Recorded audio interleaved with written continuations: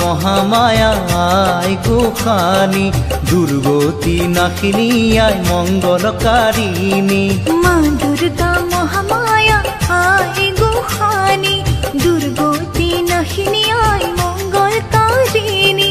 তুলসী হৈ আয়ে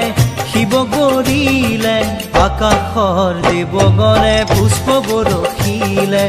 আকাশৰ দেৱগণে পুষ্প বৰষিলে